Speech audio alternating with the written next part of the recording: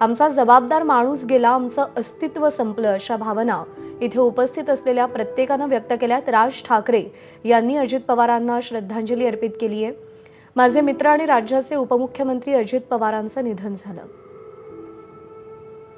महाराष्ट्राच्या राजकारणानं एक उमदा नेता गमावला।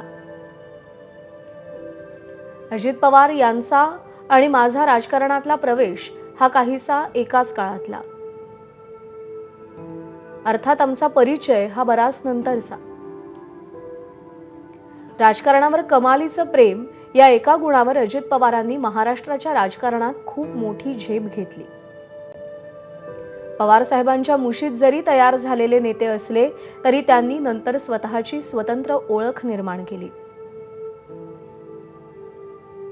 पिंपरी चिंचवड असेल की बारामती, दादांनी या भागांचा कायापालट केला हे त्यांचे विरोधकही मान्य करतील।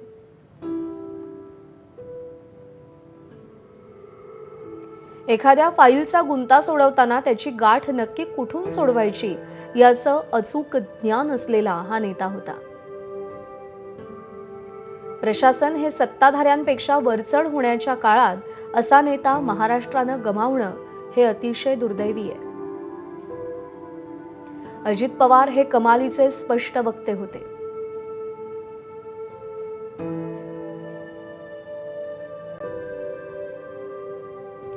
काम होणार नसेल तर ते तोंडावर सांगायचे आणि होणार असेल तर त्यासाठी ते सगळी शक्ती लावायचे।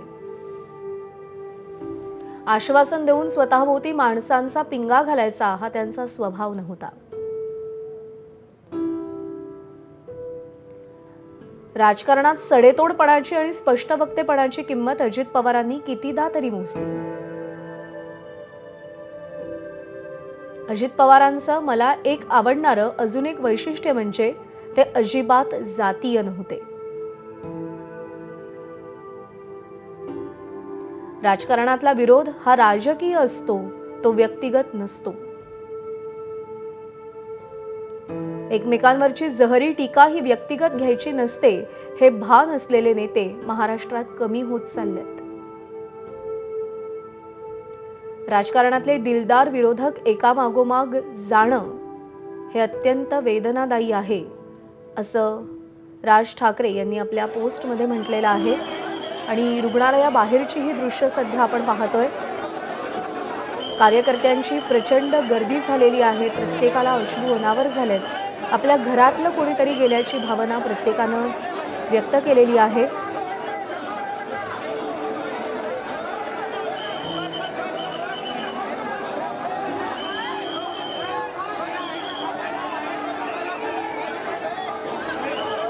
एक रुग्णवाहिका इथे आली आणि त्याभोवती सध्या कार्यकर्त्यांचा, बारामतीकरांचा प्रचंड गराडा आपल्याला पाहायला मिळतोय।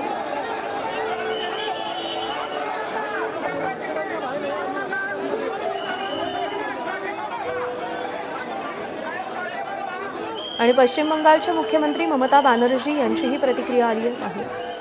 I do not know what is the fate of the opposition political parties, but he was very much with the ruling party. But before few days ago, I came to know that from social network that somebody from other party, they gave a statement that Ajit Pawar is willing to leave the BJP.